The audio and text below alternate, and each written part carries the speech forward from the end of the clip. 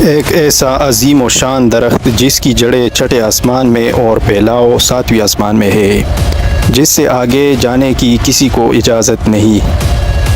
کیا زمین پر پانی ساتویں آسمان پر موجود بیری کی درخت کی جڑوں سے آتا ہے؟ اور کیا کائنات میں موجود وارم ہولز اس پانی کو زمین پر لانے کا سبب ہیں؟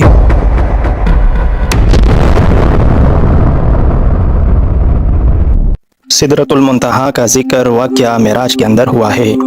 سدرہ عربی زبان میں بیری کے درخت کو کہتے ہیں، لیکن مفسرین نے لکھا ہے کہ سدرۃ المنتہا کے درخت کو دنیا کی بیریوں پر قیاس نہیں کیا جا سکتا۔ اللہ ہی جانتا ہے کہ وہ کس طرح کی بیری ہوگی، اور منتہا کے معنی انتہا یا آخری حد ہے، یعنی یہ وہ مقام ہے جہاں سے آگے مخلوق کو جانے کی اجازت نہیں۔ سدرۃ المنتہا پر ہر عالم کا علم ختم ہو جاتا ہے، اور اس کے آگے جو کچھ بھی ہے وہ اللہ کے علاوہ کوئی نہیں جانتا۔ رسول اللہ صلی اللہ علیہ وآلہ وسلم کے علاوہ کوئی بھی اس مقام کے آگے نہیں گیا۔ روایتوں سے پتہ چلتا ہے کہ سدرۃ المنتہا کے درخت کی جڑ چھٹے آسمان میں اور پھیلاؤ ساتویں آسمان میں ہے۔ معراج کی رات میں جب نبی کریم محمد صلی اللہ علیہ وآلہ وسلم کو حضرت جبرائیل علیہ السلام آسمان پر لے گئے، اور اللہ کے حکم سے ایک کے بعد دوسرے آسمان کی سیر کرتے ہوئے جب آپ صلی اللہ علیہ وآلہ وسلم ساتویں آسمان میں داخل ہونے لگے تو سدرۃ المنتہا کا مقام آیا۔ وہاں ایک عظیم درخت موجود تھا جس کے پل مقام حجر کے مٹکے جیسے تھے اور پتے ہاتھی کے کانوں کی طرح تھے۔ حجر دراصل قوم عاد کی مملکت کا دارالسلطنت تھا، جہاں کے پتھروں اور پکی ہوئی مٹی کی مصنوعات بہت مشہور تھی۔ 17ویں صدی عیسوی میں شام، لبنان اور روم کے علاقوں میں سدرہ نامی ایک درخت پایا جاتا تھا۔ دنیا کی بدلتی آب و ہوا اور کلائمیٹ چینج کی وجہ سے سال 1937 میں اس درخت کی نسل ہی ختم ہو گئی۔ مورخین اور ماہر نباتیات نے اس درخت کی اونچائی 150 فٹ اور گولائی 40 فٹ لکھی ہے۔ اس درخت میں ہونے والے پل بالکل حجر کے مٹکوں کے مشابہ تھی۔ اس تاریخی درخت کے جلال اور عظمت کو دیکھ کر انسان حیرت میں ڈوب جاتا ہے۔ یہ اپنے دور کا ایک عظیم اور خوبصورت درخت تھا۔ بائبل مقدس میں بھی اس درخت کا تذکرہ ریس کے نام سے کیا جاتا ہے۔ حضرت سلیمان، حضرت موسیٰ اور عیسیٰ علیہ السلام کے ارشادات میں بھی بڑے ادب کے ساتھ اس درخت کا نام ملتا ہے، جس میں اس کی عظمت بیان کی گئی ہے۔ زبور میں اس درخت کو "The Tree of Lord" یعنی خداوند خدا کا درخت کہا گیا ہے۔ حضرت داؤد اور حضرت سلیمان علیہ السلام نے اپنی عبادت گاہیں اور محلات اسی درخت کی لکڑیوں سے بنوائے تھے۔ سدرہ کی لکڑیوں میں اتنی خوشبو اور چمک ہوتی تھی کہ اس سے بنی عبادت گاہیں نہایت ہی معطر اور صاف ستھری رہتی تھی، اور تقریباً 400 سال تک ان پر موسم کا کوئی اثر نہ ہوتا تھا۔ شام، لبنان اور یونان کے علاوہ سدرہ کا یہ درخت ہندوستان کے ہمالیہ سلسلے میں بھی پایا جاتا تھا، جسے دیودار کہا جاتا تھا۔ اس درخت کو ہندوستان میں دیوتا کا درخت مانا جاتا ہے، اس لیے اس کا نام دیودار ہے، جبکہ عرب میں سدرہ کے اس درخت کو عزر کہا جاتا تھا، جسے شجرۃ اللہ کے نام سے یاد کیا جاتا ہے۔ یہ تینوں نسل کی درخت دراصل ایک ہی خاندان سے تعلق رکھتی تھی، اور اسی خاندان میں بیری کا درخت شامل ہے۔ اس لیے اسلام سے قبل عربی کتابوں میں بیری کے درخت کو سدرہ ہی کہا گیا ہے۔ مختصر یہ کہ سدرہ قدیم دور کا ایک اہم اور نایاب درخت تھا، اس لیے قرآن و حدیث میں سدرۃ المنتہا کو دنیا کے اس بیری کے درخت سے تشبیہ دی گئی ہے۔ لیکن سدرۃ المنتہا جو ساتویں آسمان پر موجود ہے، ان دنیاوی بیریوں کے درخت کے جیسا بالکل نہیں۔ حضرت عبداللہ ابن مسعود رضی اللہ تعالیٰ عنہ نے فرمایا کہ سدرۃ المنتہا چھٹے آسمان پر ہے۔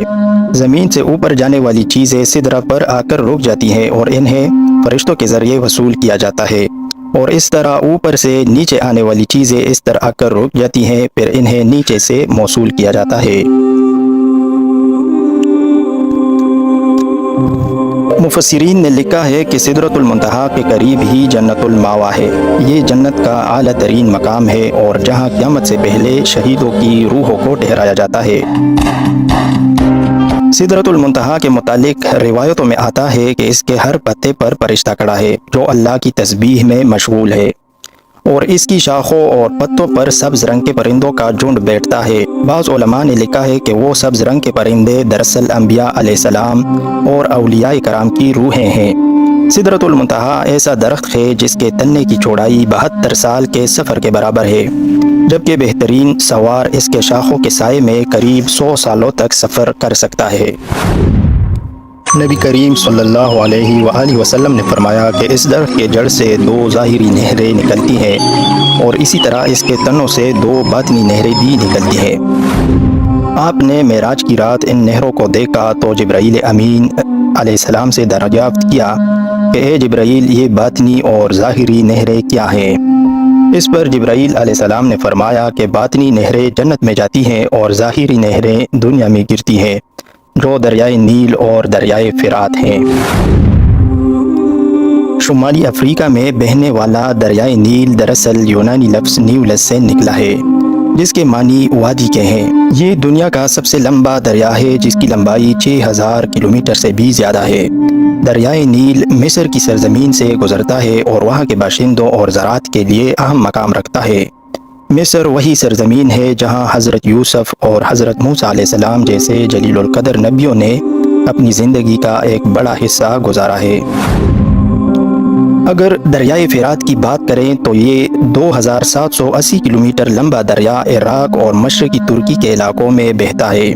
یہ وہی دریا ہے جس کے کنارے نبی صلی اللہ علیہ وآلہ وسلم کے پیارے نواسے امام حسین رضی اللہ تعالیٰ عنہ کو کربلا نامی مقام پر شہید کیا گیا تھا، اور احادیث کے مطابق آپ صلی اللہ علیہ وسلم نے قیامت کے قریب اسی دریائے فرات سے سونے کے خزانے یا پہاڑ کے نکلنے کی پیشنگوئیاں کی ہیں۔ یہ بات ظاہر ہے کہ سدرۃ المنتہا اس زمین سے اربوں کربوں نوری سال کے فاصلے پر ہے، لیکن سوال یہ اٹھتا ہے کہ سدرۃ المنتہا سے نکلنے والا پانی نیل اور فرات کی شکل میں ہماری زمین تک کیسے پہنچ رہا ہے؟ ہماری اس زمین پر پانی کہاں سے آیا؟ یہ ہمیشہ سے سائنسدانوں کے لیے ایک اہم سوال بنا رہا ہے۔ کچھ سائنسدانوں کا خیال ہے کہ زمین پر پانی اس وقت سے موجود ہے جب سے یہ زمین وجود رکھتی ہے، جبکہ حال ہی میں ہونے والی ایک تحقیق میں یہ بتایا گیا کہ شاید زمین پر پانی آج سے اربوں سال پہلے خلا سے آنے والے کسی شہاب ثاقب یا میٹرائٹ کے ذریعے یہاں لایا گیا تھا، اور 3 ارب سال سے پانی اس زمین میں موجود ہے۔ اب سوال یہ ہے کہ وہ شہاب ثاقب جو اربوں سال پہلے اس زمین پر گرے تھے اور پانی کو یہاں لانے کا ذریعہ بنے، کیا وہ اس جگہ سے آئے تھے جہاں سدرۃ المنتہا موجود ہے؟ ایک نظریے کے مطابق سدرۃ المنتہا کے جڑ سے نکلنے والی وہ نہریں اس دنیا میں ایک غیبی راستے کے ذریعے سے آتی ہیں، جسے جدید سائنس کی زبان میں وارم ہولز یا پورٹلز کہا جاتا ہے۔ یہ وہ راستہ ہے جس کے ذریعے ہم لاکھوں اور کروڑوں نوری سال دور کسی جگہ پر ایک مخصوص دروازے کے ذریعے چند سیکنڈز میں پہنچ سکتے ہیں۔ یوں محسوس ہوتا ہے کہ ان نہروں کو اس دنیا میں لانے کے لیے اللہ کے حکم سے انہی راستوں کا استعمال کیا جاتا ہے۔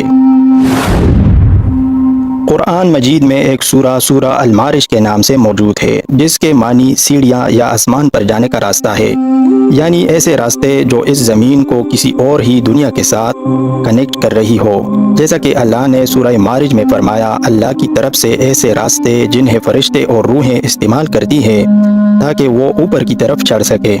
آخر یہ راستے کون سے راستے ہیں، اور کیا نیل و فرات انہی راستوں سے اس دنیا میں آ کر بہتے ہیں؟